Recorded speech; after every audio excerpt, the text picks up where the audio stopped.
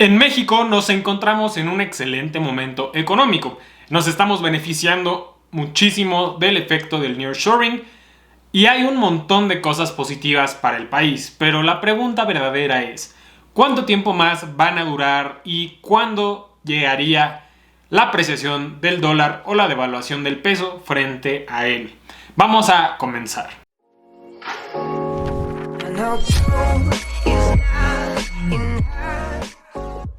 Hola, ¿cómo están? Y sean bienvenidas y bienvenidos nuevamente a Cada Peso Cuenta. Yo soy Emilio Braune y en este canal me gusta platicar sobre finanzas personales, educación financiera, generación de ingresos pasivos, inversiones y muchísimo más. Así que si todo esto te interesa, no dudes en suscribirte. Si encuentras algo de valor en este video, deja tu like porque me ayuda muchísimo a que este proyecto siga creciendo. Ahora, quiero dar como un mensaje antes de empezar el video. Traté de meter los mayores datos posibles y meter la menor cantidad de opinión posible en este video para no atreverme a especular demasiado. Quiero platicarte un poco sobre las diferencias entre el peso y el dólar y los factores a favor y en contra que tenemos nosotros como mexicanos entre el dólar y el peso. En este caso hay que hablar de datos históricos. Entre 2003 y 2023, un periodo de 20 años, considerando los precios máximos que llegó el peso, por ahí de los casi 25 pesos, el dólar en ese periodo de tiempo tuvo un incremento o una apreciación del 145% con respecto al peso. Esto quiere decir que el peso perdió la mitad de su valor con respecto al dólar. Y esto es algo preocupante realmente y muchas personas se lo atribuyen al gobierno, al tipo de crecimiento y muchísimas otras cosas. Pero realmente son un montón de factores los que hay que considerar. Este rendimiento, por supuesto, esto no considera que el dólar está más abajo de esos 23 o 24 pesos, pero es un aproximado para que te des una idea de la gravedad del asunto. Esto, considerando la tasa anual de crecimiento compuesto, nos hablaría de un rendimiento del dólar contra el peso del 6.58% anualizado, por supuesto. Entonces, esto definitivamente es algo preocupante, que el dólar se esté apreciando 6.58% contra el peso cada año es una verdadera locura.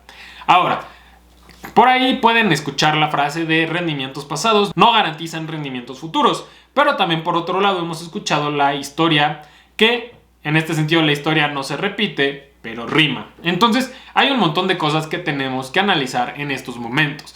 Nosotros podríamos utilizar un montón de instrumentos derivados, como los futuros, para darnos una idea de cuánto debería de valer el dólar en un futuro. Sin embargo, este precio está arrojado considerando el contexto del día de hoy, las tasas del día de hoy, el precio spot del día de hoy, la fecha o el plazo para llegar a esa fecha, por así decirlo, que se llamaría la vigencia y un montón de cosas. Por supuesto, esto no está considerando que existan cambios en las tasas de aquí en adelante, que por supuesto es muy probable que lo exista, ya sea para arriba, mantenerlas o para abajo. Ahora, ya que te platiqué esto, vamos a enfocarnos principalmente en un par de factores y realmente no solamente hablar de factores, sino de los contextos macroeconómicos. México está teniendo un excelente desempeño por el nearshoring en la parte industrial, sobre todo en la parte del país. Es algo bastante positivo para nuestro país porque entre más dinero entre de inversión extranjera, pues hay más trabajos, la economía crece, viene más dinero de fuera y estos mismos proyectos tienen más dinero para seguir creciendo, seguir financiando y demás. Entonces es un círculo virtuoso.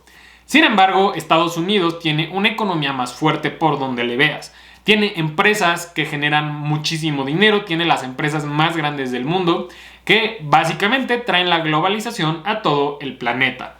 Entonces, de entrada, no podríamos nosotros competir con su economía.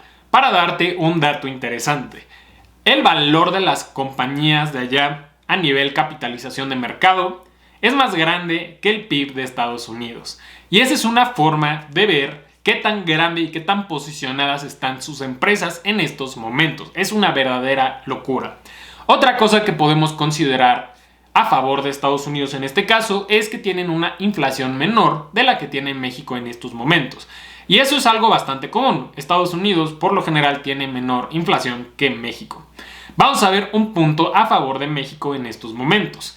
En este momento, las tasas que está ofreciendo tanto el Banco de México como la Federal Reserve, que es uno de los bancos centrales de Estados Unidos, tenemos unas tasas muy diferentes. En México se está ofreciendo una tasa del 11.25%, mientras que en Estados Unidos esta tasa es del 4.75%. Esto, por supuesto, es un excelente incentivo para las personas que quieren invertir en México. Esta es la conocida tasa libre de riesgo, ofrecida por el mismo Banco de México, en donde básicamente tú le prestas el dinero al gobierno para que ellos financien diferentes proyectos, diferentes programas sociales, etc. Y con eso, pues básicamente ellos te van a regresar tu capital al final del plazo, más ese rendimiento. En este caso, si tú compras CETES, pues no se trata de que tú vas a tener un rendimiento a través de intereses. Más bien, entre mayor sea el plazo, mayor es el descuento que ellos te van a hacer al momento de venderte los CETES y al final ellos te los van a recomprar en 10 pesos. Así es como se gana dinero invirtiendo en la tasa libre de riesgo. Ahora, vamos a platicar sobre un par de factores más. En este caso ya te platiqué sobre las tasas. México 11.25, Estados Unidos 4.75. ¿Han escuchado sobre la palabra capital golondrina? Pues aquí es donde entra todo esto y eso hace que el peso se aprecie demasiado. En este caso, el capital golondrina o la inversión golondrina se trata de traer dinero de otros países por un corto periodo de tiempo y una vez que están felices con sus rendimientos o que las políticas monetarias de este país o de su país de origen cambien. Entonces, en este caso, imagínense una persona que tiene capacidad o una empresa que tiene capacidad de pedir prestado millones de dólares. Así, millones de dólares que ellos piden prestado al Banco Central de Estados Unidos a una tasa del 4.75%.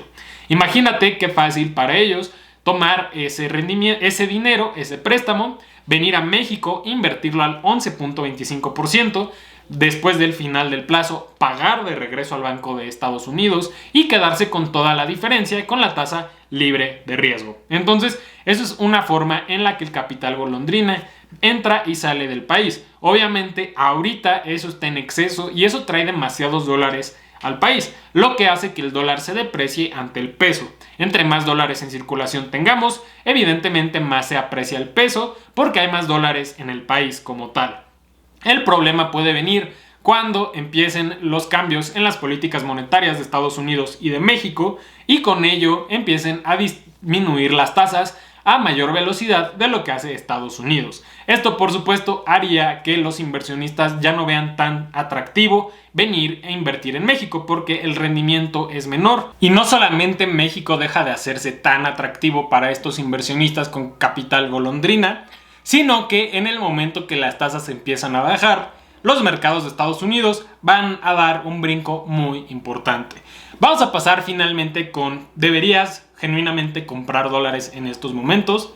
Mi sugerencia es que siempre tengamos un porcentaje de nuestro portafolio de inversión diversificado en diferentes activos dolarizados, pero también por supuesto tener una parte en pesos, ya sea en la bolsa mexicana, ya sea en plataformas de renta fija. De esta forma podemos hacerlo. También podemos exponernos al dólar con diferentes instrumentos como las fibras, por ejemplo, porque muchas de ellas tienen sus contratos dolarizados por varios años.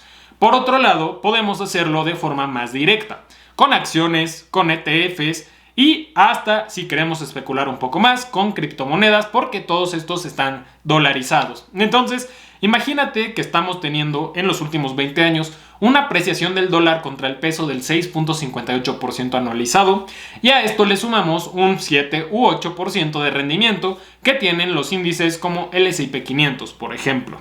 Tenemos un potencial muy importante y muy grande que no creo que debamos dejar pasar y si quisieras ya especular más con el precio del dólar, puedes hacerlo comprando dólares directamente. No te sugiero que los compres físicamente porque es bastante impráctico e inseguro, pero puedes hacerlo a través de tracks como Dollar Track. Pero bueno, esto es todo lo que te quería platicar, los pros y contras. Al fin del día, mi sugerencia es que no tengas ni todo ni nada. no metas todo tu dinero en dólares, pero tampoco te quedes fuera, porque posiblemente e históricamente el dólar tiende a apreciarse más que el peso. Pero bueno, muchísimas gracias. La idea es que no especulemos y creemos un plan de inversión conciso, diversificado en un montón de sectores y de países. Pero bueno, muchísimas gracias por tu atención. Deja tu like si te fue de utilidad, suscríbete si eres nueva o nuevo por aquí. Y por supuesto no olvides la frase del canal, cada peso cuenta. Coméntame en la parte de abajo tú qué piensas. Nos vemos en la próxima.